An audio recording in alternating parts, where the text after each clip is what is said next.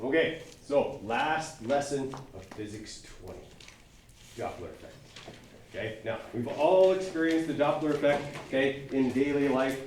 It's something that we hear all the time. It isn't something we see, okay? You don't see visual kind of evidence of the Doppler effect simply because light travels really fast, yeah. And in order to experience or cause a noticeable Doppler shift, your speed or the speed of the source has to be some fraction of the speed of the waves that is being produced. And since we can't get anywhere near even a small fraction of the speed of light, we don't really notice the Doppler effect like visually. Our eyes wouldn't perceive it. We would have instruments that could perceive it, and we do, okay? We have X-ray telescopes that can detect the movement of stars and that can actually use the fact that they wobble back and forth, and it's simply a Doppler shift that tells us that, to tell us whether they have planets orbiting them or not. Okay, that was how we actually used to detect the presence of extrasolar planets, and was to look for kind of wobbling or changes in the intensity or wavelength of light from other stars. The intensity part would be if it was something big and it moved between us and the star, like a big Jupiter-sized planet, the star would dim momentarily and then kind of come back to full brightness. Okay, but we can also use the Doppler shift, okay, in order to tell us if that star is moving back and forth. It also tells us that the universe is expanding, okay, because we notice that anything as far out as we are able to observe appears red-shifted or moving away. Okay, so as a result, our idea is that the universe is in a state of current expansion. Okay, sort of makes sense, everybody? Okay, all right. Now I'm going to do a little quick demo here. And I'm going to ask Xavier to hold the other end of the Doppler rocket, just because you're tall. Okay? We're going to run it right over top of everybody. Okay, so that, don't worry, no one's going to get hurt. It's on a string. Okay, it can't come off. All right, Xavier, I'll have you take those two handles. And you can just walk away from me and go to the other corner of the classroom by the door.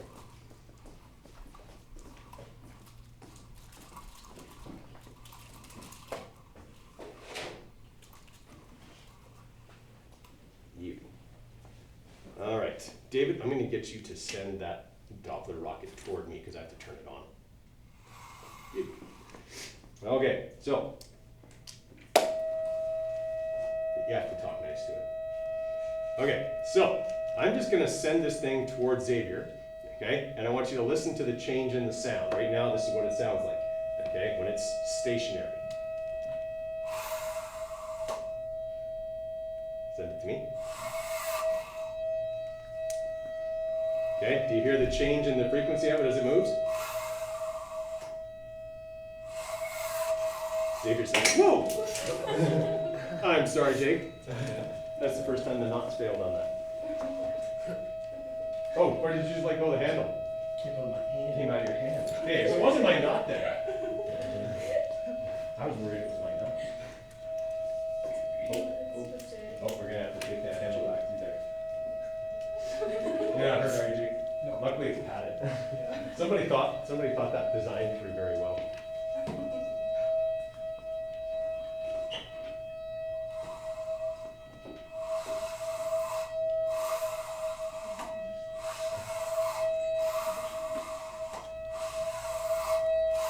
Okay, so you hear the change? Now, is it higher when it's moving towards you or moving away from you? Whoa! Yeah, I did the same thing. You all right, David? Yeah. Okay, too hard. Okay, higher when it's moving towards you or away from you? Towards higher. Towards, yeah. Okay, and as it retreats, it sounds lower in frequency. Okay, perfect. Thank you, Xavier. Oh, and then we'll get everybody to the stroke.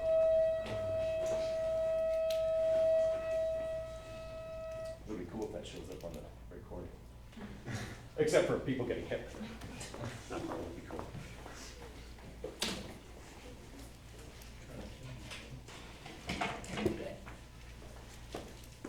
Okay, so the Doppler effect then is, and this is the thing, like what we were hearing was that the pitch of the sound was changing, and the pitch of the sound has to do with what property? Speed, wavelength, or frequency? Frequency.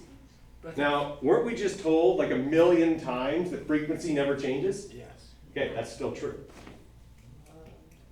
It's not that the frequency is changing. The source is making the same frequency of sound as it moves along. It's not changing the frequency it's producing. What's changing is our perception of it. Because the source is in motion, when it's moving towards you, it makes a wave, and then when it's stationary, all the waves are the same distance apart because they're the same frequency, they have the same wavelength. If I set that source in motion, when it makes a wave and it's going towards you, it makes a wave, and then because it's moving, the next wave it makes isn't as far away from the first wave as it should be if it was stationary.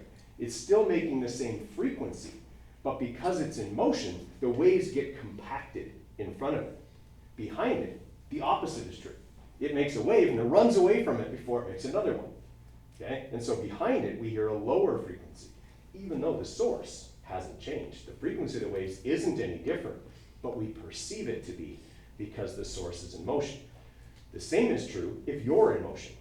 Okay? If the observer is in motion, we would perceive the same thing. If I'm moving towards the source at a high rate of speed, so like a stationary fire truck, and I'm driving towards it at a high rate of speed for whatever reason, okay, then I would hear it at a higher frequency, and as I pass it and drive away from it, I would hear it at a lower frequency, because I'm running away from the waves as the waves are being produced.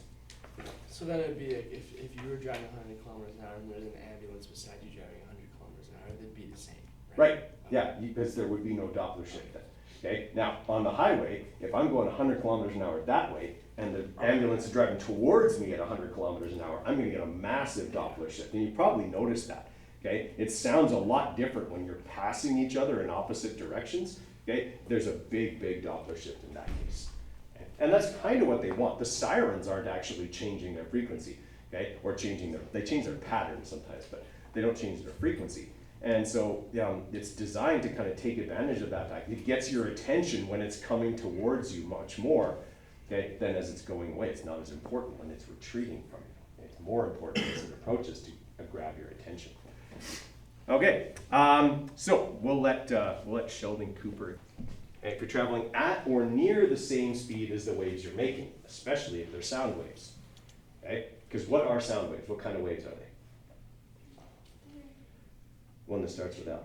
Oh, Longitudinal, right. And those are a series of compressions and rarefactions. So when we're talking about sound waves traveling through air, we have compressed air, and then rarefied air, and then compressed air, and then rarefied air. So if you're in a jet, and you're traveling close to the speed of sound, what starts to build up in front of you?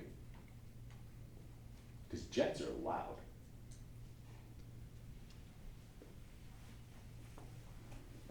So if you're making waves, you're making sound waves, which are compressions of air, and you're going the same speed as the waves, what's happening to the waves in front of you? They're building up, yeah, because they can't get away from you. Okay? You're producing them, but you're going almost as fast as they are, or as fast as they are. Okay? Now, since this is air, and it's longitudinal waves, where we're compressing air and rarefying air, okay, what you get in front of the plane is a wall of compressed, dense air, called the the sound barrier. Killed test pilot after test pilot in the late 40s. Okay? In order to get the space race started, they had to build something that could go supersonic, that was faster than the speed of sound. But every time they tried it, the plane would get close to the speed of sound, start shaking, buffeting, and it would be like super powered. It'd have tons and tons of power, okay? But it would just shake itself to pieces and explode.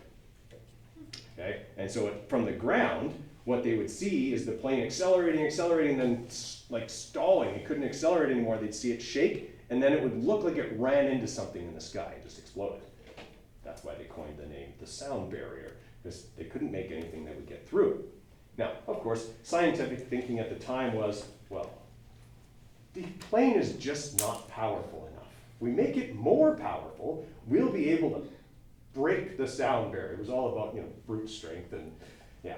So they started building rocket-powered planes. They couldn't even take off on their own. Okay? They had to be put into the bomb bay of like a B-52 or the Stratoforth prop one. Okay? They put them in the bomb bay. The bomber would take off, get to altitude, and then drop the plane, and they would ignite the rocket engine on the plane and slam it into the sound barrier. Okay? And they did this repeatedly before somebody finally went, well, we either give up or we figure out what's going on for real, because more power clearly isn't the solution. We can't make it more powerful. Okay? This plane clearly has enough power to go faster than 300 meters per second. So they started to figure out what was going on, because every time the plane would be destroyed, there would be a large boom. And not the kind you would get from a plane exploding, but like a thunderclap. Okay? And so people started to think maybe why this was going on. Okay? And they started thinking about how the Doppler effect would cause air to build up in front of the plane, which would cause the plane to stop accelerating because the air resistance in front of it would become so great. Okay? So what they figured is, if we can create some design on the nose of the plane that could disrupt or create a disturbance or a gap in that wall of air, then we might be able to get through it. And once we get through it, then everything, all of our sound waves will do what? Go behind you. Yeah, they'll just fall behind us and the problem is gone. Once we get through the sound barrier, we should just go, okay? Like there's no tomorrow. And that's actually what happened for the first guy that did break the sound barrier.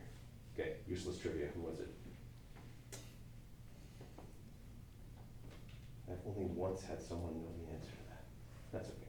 His name was Chuck Yeager. Okay? Chuck Yeager was a test pilot for the US Air Force, and he flew this orange torpedo-looking plane with these stubby little wings on it through the sound barrier. The weird thing about it is, the day before, he had fallen off a horse and broken his ribs. And he didn't want anyone to know, because then they wouldn't let him fly. Okay? And there was kind of this weird, like, you know, toxic masculinity code between all the test pilots. You know, it's like, I'm going to be the first, even if I die and I'm not the first, and then I had my chance.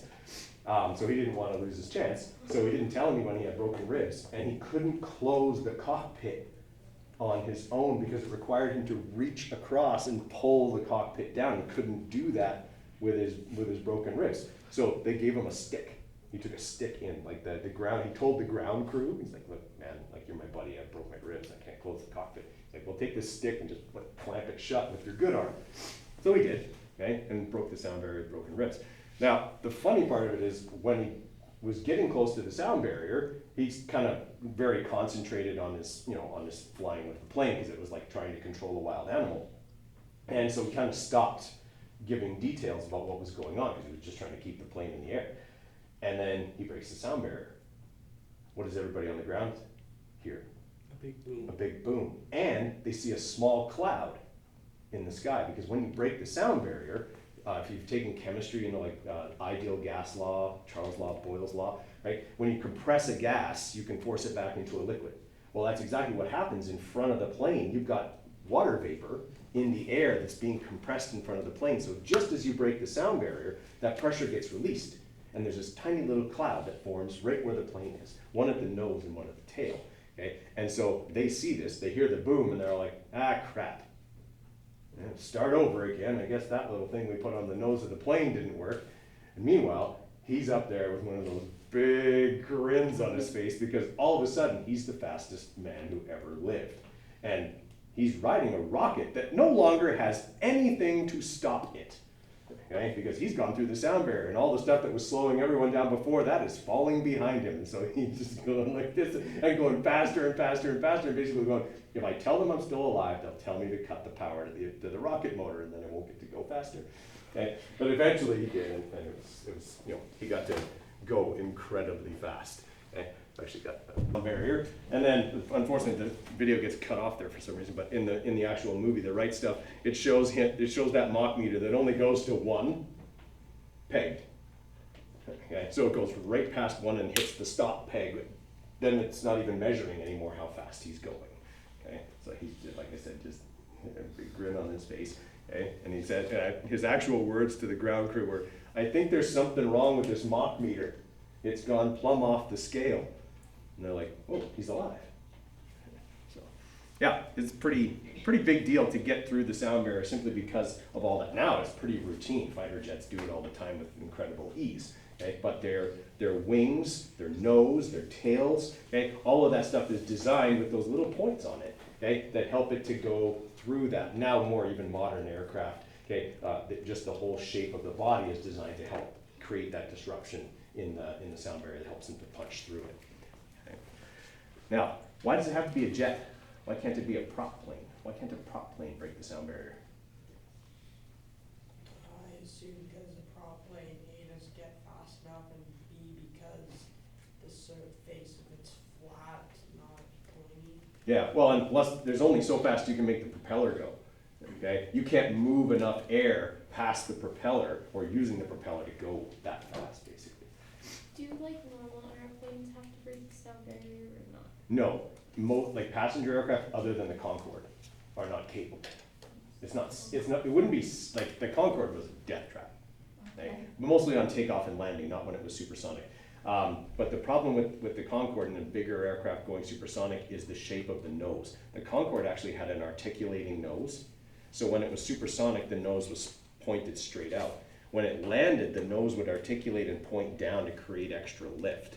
It had wings that were great for being supersonic, but at low speeds could produce a stall, which means they no longer have enough air going over them to make lift, and the plane literally just falls out of the sky.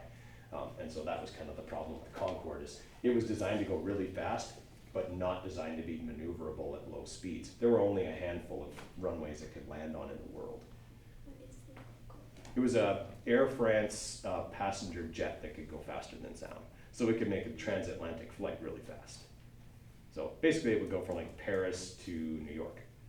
In Yeah. how long? I can't remember how long it took it. Probably a few hours compared to like Yeah, 5 or versus, 6. yeah. And it wouldn't necessarily have to do the polar route either. Okay, so Doppler effect responsible for the sound barrier. And so if we have the Doppler effect for a plane, okay, the plane is traveling slower than the speed of sound. The pressure waves move out pretty evenly. Okay, at the speed of sound, the pressure waves are all right on the nose because you're going the same speed as the wave. Behind you, they're spreading out. Okay, so you'd hear the hiss and then you'd hear the rumble like thunder. Okay, behind it. Once it breaks the sound barrier, all the waves are falling back. The shock waves form a cone. Okay, so as that plane goes past you, you don't hear it until it passes you. And then the shock wave hits you. Okay, that's the sonic boom. So once you get going faster than that, then you have that. And of course, once they realized that you could make a huge shock wave by going through the sound barrier, it was like, can we make that a weapon? Because I mean, that's the thinking of the time, right? It's like, oh, we'll go faster than sound. And so the problem is that, yes, it can, that shock wave can be very damaging. The problem is you have to fly right over top of whatever it is you want to expose to the shock wave. And usually those people are armed, you know, if it's a war situation. So flying right over top of people that are carrying things that can shoot you down is not always a good idea, even if you're going really fast. Okay? So it just never really kind of worked out, because the shock wave dissipates really quickly. Sure, we hear it as a sonic boom, but unless the plane is right over top of us, it's not really a big deal. All right. Now, also, Doppler effect is used to give you a speeding ticket. Okay? So the Doppler radar, whether it's radar or laser, uses the same idea. If the police officer is standing here with the radar gun and his waves go out and hit your car and then reflect off of your car back to the gun, if you're moving towards those waves, you encounter them and reflect them back at a higher frequency than they were produced, because you're moving into them as you go towards them. Okay? So the Doppler unit has an emitter and a receiver. It's got two eyes on it. Okay? And so one emits and one receives, and all it knows is I emitted a signal at this frequency, I received a signal or reflection at this frequency, and it does the calculation and it can calculate how fast you are going to pinpoint accuracy. Okay? Now, what if it's a really freaking windy day, though? Wind doesn't affect it. Oh. No. The only way you could beat a radar gun is if you How to sign it. coated your car in the same materials the stealth bomber is made out of. If you had some sort of radar absorbing paint or skin on your car, then maybe And it how does wouldn't it work. tell when you're going away from it? Well, yeah, it's a different setting. Most radar in police cars is designed for approaching. You don't want to be going, oh, that guy's going away from me. Oh, look how fast he's going. I never Right, catch yeah. him now, right? So they want to get you as you're approaching. They also have, in some vehicles, a unit that's calibrated to the speedometer of the car. It's mobile. So if they're driving along and you pass them, they can tag you then, and they can calculate it based on the movement of the car. Yeah. Mhm. Okay, so that's how that works. So, because I've had people like, oh, I could go and fight that ticket in court. Fat chance. The physics of this is pretty solid. Been around for a pretty long time. You're going to have a hard time making a physics argument against the validity of your ticket. So if you're originally going at a fast speed and then they're braking, how would the radar, like how does that work? Well, they don't normally have it constant, like if it's one that's actually operated by a person, not a photo unit. The radar is not typically emitting all the time. So they see you coming, and they're experienced, right? Like they can tell that guy, I don't need to bother, painting that car with the radar because it's not speeding. And then they see that guy coming up on everybody, it's like tag. Well, they're not going to emit it for long, right? So if they have it on for a while, yeah, they might get different speed readings off of you after you slam on the brakes. But I mean, if you're emitting tire smoke because you pounded the brakes because you saw them, well, you had something to hide anyway, right? All right, does that sort of make sense? Photo radar works the same. Okay, it's just in a vehicle, and it's constantly on basically, and then it just triggers the camera, okay, as you go by. All right. Okay. Everyone, question on that? So in that picture of the plane there, is that liquid? That is, yeah, like condensation. It basically makes a small cloud around the plane as it passes through, and it goes away right away. Like it's there. It's kind of like a flash. If you've seen Top Gun Maverick, they actually do a great job because they filmed them breaking the sound barrier. You could see the little cloud form around the planes as they broke the sound barrier. Wouldn't it actually look like that? Yeah, it looks like that. I mean, that's a great timed picture, Oh. right? Like it's there for just like a second, and then it's gone. So when you're breaking a sound barrier, like, what does it sound like when you go like faster than the speed of sound? Do you hear anything, or is it? Well, if you're inside the plane, yeah, you can hear stuff Yeah. because the air around you is going the same speed. But you are. wouldn't hear your plane then, right? Oh yeah, you could. Your plane is still like the vibrations of the plane are still going to be transmitted to you Oh. inside the plane. Like inside of the plane, everything is basically like at a relative velocity of 0, Right, right? Because you're moving with it. right. Now it's outside of the plane. Okay, if I see a plane coming and I don't hear it, I need to get down on the ground and cover my ears. Okay, because it's going to be really loud and there's going to be a shock wave. Okay. Mythbusters actually did a thing where they were trying to see if they could like basically mow down a house with a sonic boom. So they had an F-18 that came down and would try and they couldn't go very low. There were safety regulations, and basically it was able to shake some dishes inside their little fake house that they built. Okay, any other questions on that? Yeah.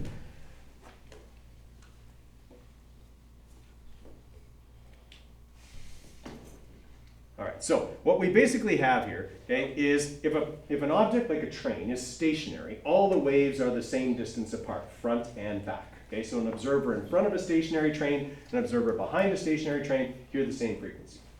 When the train gets into motion, okay, then this situation changes. Okay, the person in front is going to hear a higher frequency of sound because as the train moves, the waves don't get as far apart as they did when the train was stationary. Similarly, behind the train, this person hears a lower frequency of sound because the train is making a wave and running away from it, making a wave and running away from it, which seems like the wavelength is longer. Okay, so you hear a lower frequency of sound. Okay, as long as you understand that, that's the principle of the Doppler effect. There's a multiple choice question about that idea. Okay? You're standing in front of the train. Well, not on the track, hopefully. Okay? Yeah, because trains are loud and big and heavy and dangerous. I don't know why people do this, but you hear about it at least 2-3 times a year. Somebody gets run over by a train because they were on the tracks wearing headphones. But first off, don't be on the tracks. Secondly, don't be on the tracks with headphones. Thirdly, don't do either one of those things because that's dumb. Yeah. So yeah, if you're going to observe the Doppler effect with anything, stand to the side slightly. Okay? You don't want to be like, oh, I'm hearing it, here it comes. Yeah, that's going to end bad. Okay? Now, we said you could also get a Doppler shift with light, but you would have to be going fairly fast for you to notice that. Like for us to perceive a Doppler shift in light would require us to be going subluminal velocities at least. Okay, so some fraction of the speed of light, which we can't achieve. Right? But like I said, we have instruments that are better able to detect that in different wavelengths of like X-rays and things like that. We're better able to detect it. We can't see that obviously, okay, but we have instruments that can. So don't get the idea that, you know, as a car is approaching you on the highway, its headlights look bluer than they would if it was, you know, stationary. You're not going to detect that. Okay. Similarly, the tail lights are red, and they're red already. They're not red shifted, looking redder as the car goes away from you. It just doesn't work that way. All right, so the bunching up, okay, gives us that idea, okay, or gives us that change in the perceived frequency. And that's the big thing, is it's a perceived change, not an actual change in the frequency of the waves. Okay, so we got to look at the formula. Okay, so on your formula sheet, I'm just going to steal yours because I always get the notation wrong on it here. Okay, so the actual Doppler effect formula, okay, on your sheet it looks like, whoa, I don't want the big fat marker. Okay, on your formula sheet it looks like this. It says F equals FO, and then on the top it has V, and then on the bottom it has V plus or minus Vs. Okay, now the actual real Doppler effect formula looks like this.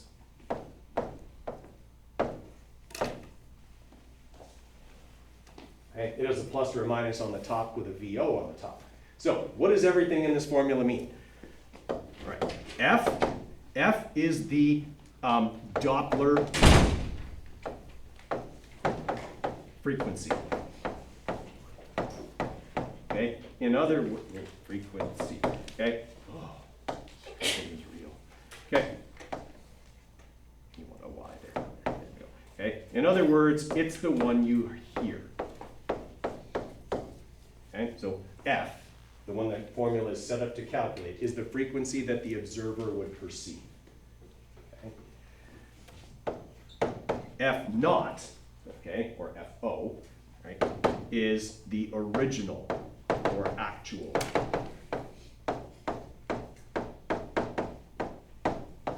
frequency.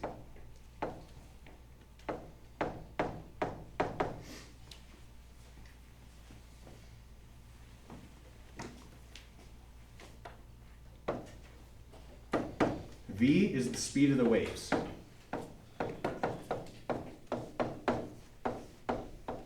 In this case, sound.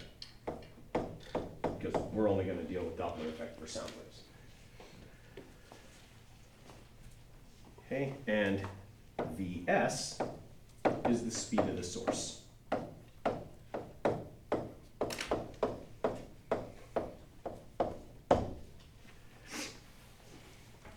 So even though the frequency doesn't change, the Doppler frequency is just what you hear. So Right. it's what it's perceived to be. Right. But that's not what it actually It's not is. what it actually is, Okay. yeah.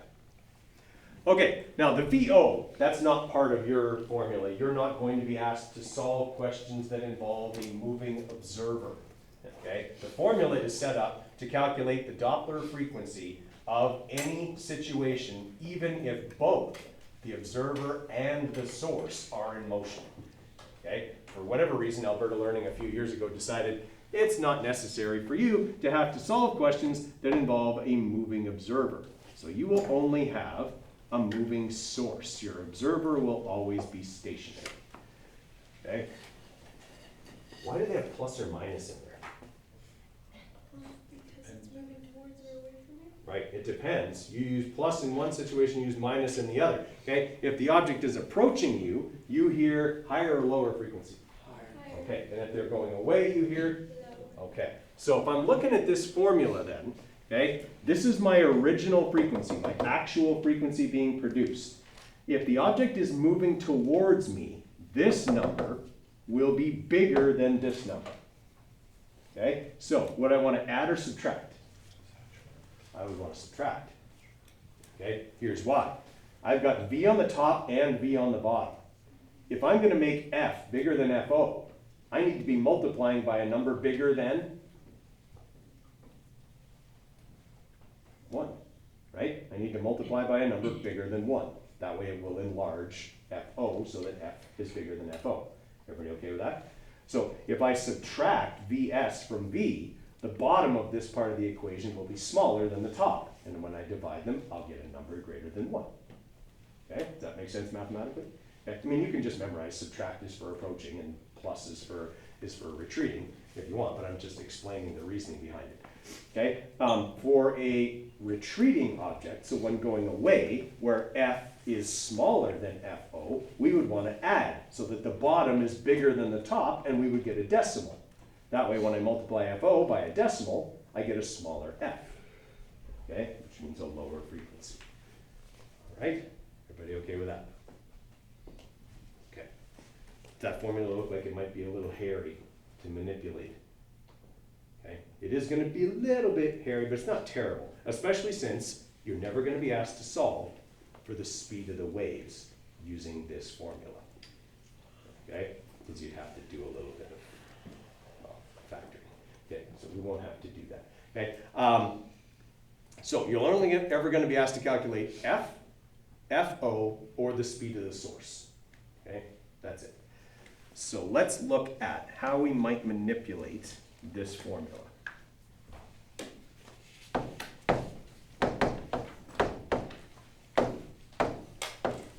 Let's say we have an approaching source. And I want to solve for FO. That's the easiest manipulation. I want to get FO by itself. What do I do? To the other side and then, or no, divide v over v minus vs. Yeah, can I divide that whole thing in brackets over to the other side altogether? Yeah. Yeah, because according to order of operations, I would do that first, right? I do the brackets first anyway, so it's just a number by that point, right? So yeah, I would just divide both sides by v over v minus vs. It would be the same even if it was a retreating object. I just have a plus in there instead of a minus. Okay, so that's the easiest manipulation. Solving for FO, okay, just involves moving the whole bracket over. Okay, I want to solve for VS. Really, these are the only things you're going to have to manipulate for. You're either manipulating for FO or for VS. That's it. Okay, so I want to get VS by itself. What should I move first? FO. Okay, so I'm going to divide both sides by FO. Okay, do I need the brackets anymore? No. Okay, now what I'm looking for is on the bottom. And I can't solve for it there because I'll be solving for 1 over it, plus it's being subtracted. So the rules of algebra give me ultimate power in manipulation. I can do anything I want as long, right. I'm going to flip both sides of the equation. Rules of algebra say do whatever I want as long as I do it to both sides. Okay, so I'm going to do that. I'm just going to flip both sides of that equation.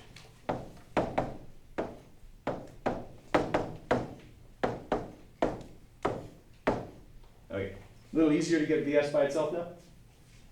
All right, what do I do with the V on the bottom? Multiply. Right, multiply both sides by it.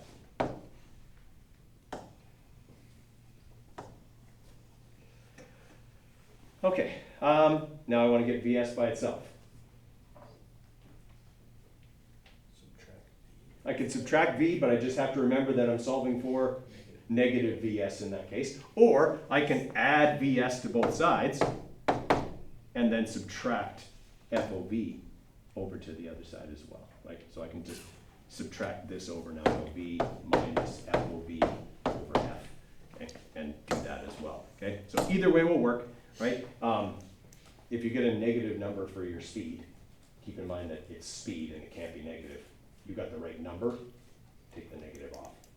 Okay, if that happens. All right? And then of course if it's plus VS, well then just subtract V over to the other side and you're left with positive VS and you're fine. Okay? Everybody all right with that? That's the hairiest manipulation. Okay? Probably the satellite stuff we did with finding period or radius was probably trickier than that. All right, so let's try a few here. So a train is traveling at a speed of 30 meters per second. Its whistle generates a sound wave with a frequency of 224 hertz. Okay, what two things have they given us? Sorry, I'll give you a copy it down. Then we'll talk about it. All right, so the train is traveling at a speed of 30 meters per second. The train is the source. Okay, so the 30 meters per second is Vs, the speed of the source. Hey, its whistle generates a sound wave with a frequency of 224 hertz. FO, that's the actual, okay, or original frequency. Okay, you are standing beside the tracks, not on them. Okay, smart physics person here. Okay, as the train passes you with the whistle blowing. Okay, so as the train passes you means the train was approaching or retreating? Approaching. Okay, now I don't like the way that's worded because I feel like it could be either one. Okay, but when you get a question from me, it'll say as this approaches, or it's coming towards you, or something that makes it more clear than that question. Okay, all right. What change in frequency do you detect? So we're looking for F. Okay, for the pitch of the whistle as the train passes, if the speed of sound in air is 330 meters per second. So they just told us the speed of the waves, which is V. All right, so good news. I don't have to manipulate the equation for this one. It's just asking for the frequency that I would perceive as the train goes by. Now, do I need plus or minus? Minus, it's approaching. Okay, so 224 hertz times 330 divided by 330 minus 30. Okay, so, oops, I opened it twice, that's not going to be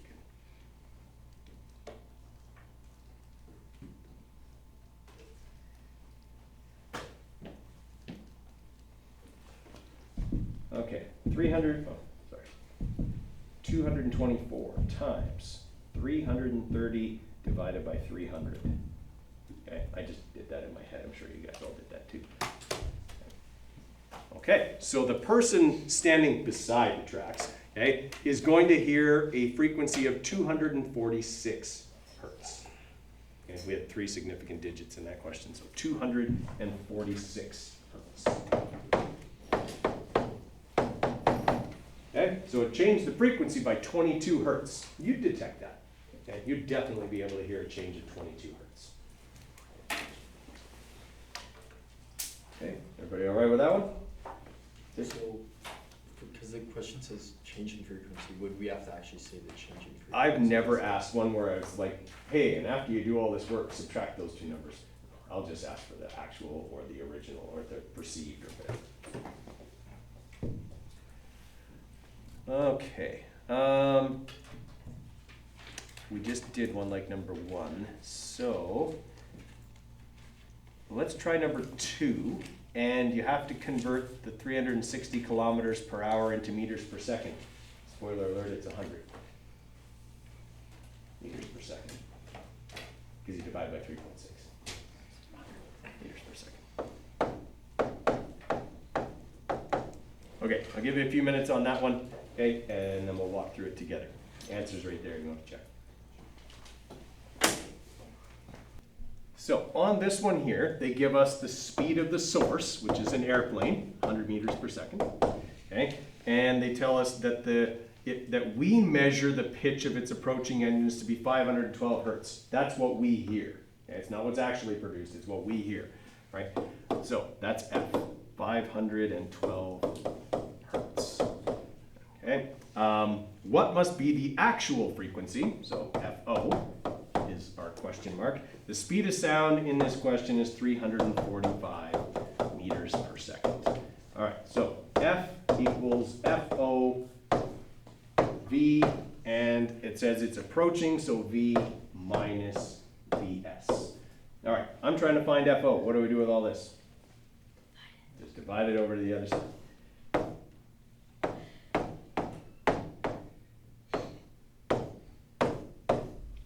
and then I can just plug in my numbers.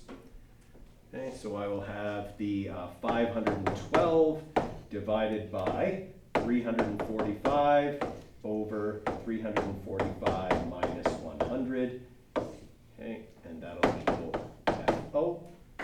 So 512, okay, divided by, in brackets, 345 divided by 245. Okay, 364 hertz. Okay. So much lower than the sound we perceive. 100 meters per second is 1/3 the speed of sound, after all. So, it's going to make a significant difference. Okay? The faster you are going, the greater the Doppler shift will be, especially as you approach the speed the waves are traveling at. Okay.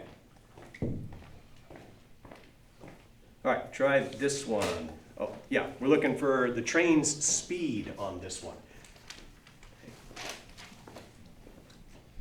All right, so in this question here, we know that the train is moving away, so we're going to be adding Vs and V. Okay? The frequency of its whistle is determined to be 475 hertz. The actual is 500. So which one is 475, F or FO? F. If you're ever in doubt, because this one's not worded great either, okay? But if you're ever in doubt, it said it was moving away. Which one should be smaller? F. F should be smaller if it's moving away. So if you're ever in doubt and it gives you both, you can always kind of double check. Okay? All right, so F is the 475 hertz. FO is the 500 hertz. Not a huge change, 25, so it means it's going to be moving a little bit, but not like 100 meters per second or anything. Okay? Speed of sound is 350 meters per second, so they gave us V. We're looking for the train's speed, so we're looking for the speed of the source, Vs, on this one. So F equals FO times V over V plus Vs this time, okay, because the object is moving away. So if I'm going to manipulate this, first thing I want to do is divide both sides by FO. Okay, and that will get rid of my brackets. At this point, I'm going to flip both sides, so Vs goes onto the top. Okay, so I will have FO over F equals V plus Vs over V. Okay, now I'll get the bottom V over to the other side by multiplying both sides by it, and then I will subtract V over to the other side. So I'll be left with this. Vs equals FOV over F minus V. Okay, that'll be my final manipulation for that one. So that will be then 500 hertz, okay, times 350 over 475, okay, minus 350.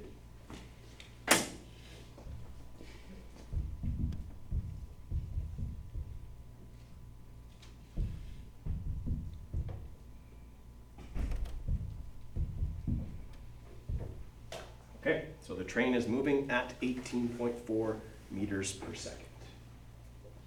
Okay. Those are the only three ways I'm going to ask you to do a Doppler effect question. Okay, is to calculate either F, FO, or Vs. Okay, now on a test, I'm probably not going to ask you to calculate F, because you wouldn't have to manipulate the formula. Okay, but all right, questions on how that one worked? So I've got a few I'd like you to try here, okay, from the digital workbook, but I'm going to write them on the board here.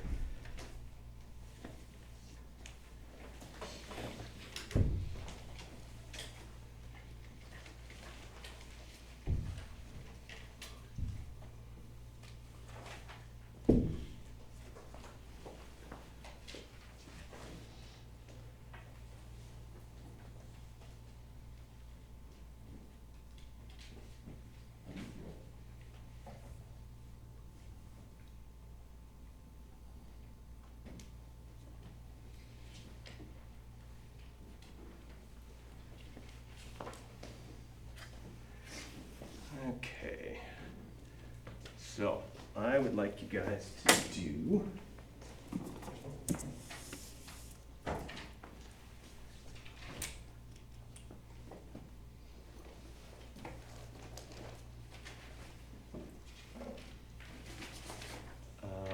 number 2.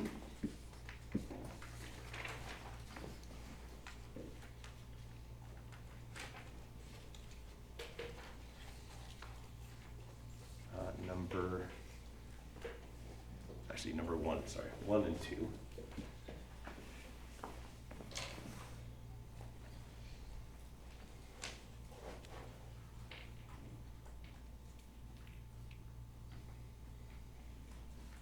And they're all apparent. Don't have any of them.